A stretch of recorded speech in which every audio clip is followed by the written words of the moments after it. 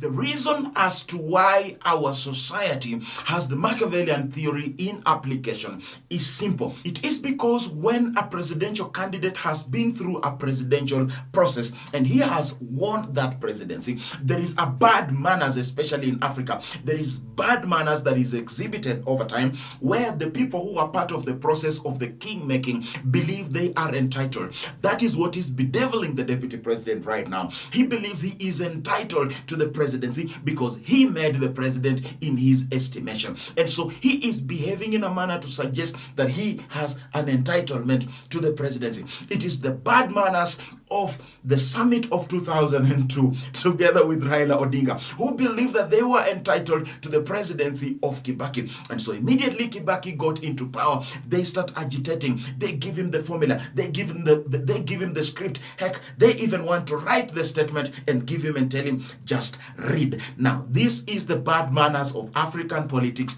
and it is on such occasions that the Marchevelian theory would then take effect. I want to take you even to NASA.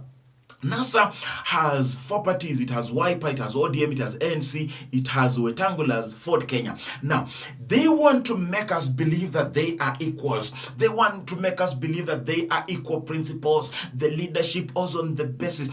They want to make us believe that they are four equal principles and the leadership of the game is on the basis of equal consultation as equal partners. Heck, they are not equal partners. The numbers that you bring in parliament is what determines. The numbers that you bring into Senate is what determines who the captain of the ship is. And Raila Odinga knows how to be captain. These guys will come back crying foul and saying, oh, you know what, we were not consulted about the swearing. Oh, you know what, Raila just made a unilateral decision not to run for the presidency.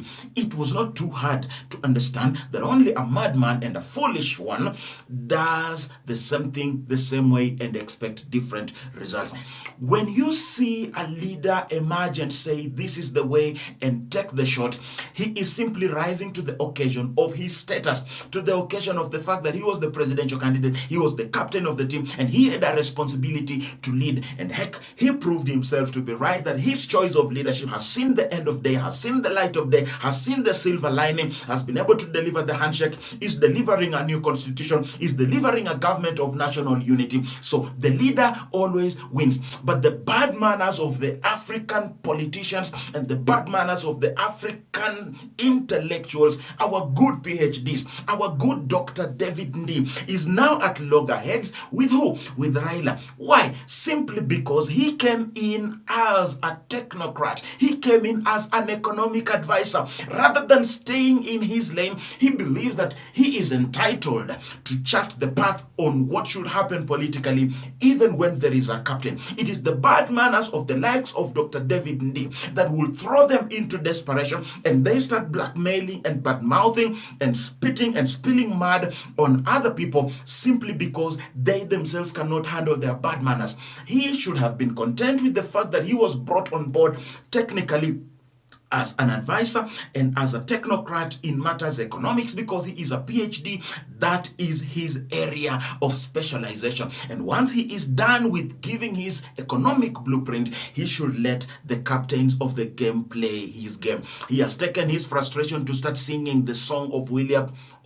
He has now taken his trumpet and is blowing the horns of one William somewhere. Arab Ruto. Now, that's one no-nonsense man that I actually don't think he would buy his school of thought. But that is for another day.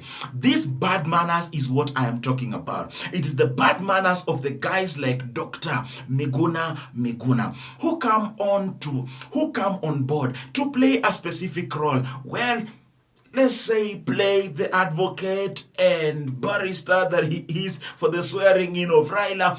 And, he was running to be governor of Nairobi. He ran as an independent, so he was not in ODM. And yet he wants to be more entitled than even the owners of ODM, simply because he played a particular role during the swearing in of Raila Odinga. He now has a big head and believes he's bigger than Raila, and he's talking all manner of trash. I don't know how to explain this. This is actually the pretense and this This is actually the conmanship and the pretext that makes the Machiavellian theory thrive, and you are happy to throw it at us because you yourself are fertile ground to the existence, exhibition, and the manifestation of the Machiavellian theory. It does not have to be that way. Onisengoiko, Onisengoiko, Shihoero Shabaluya, Onisengoiko.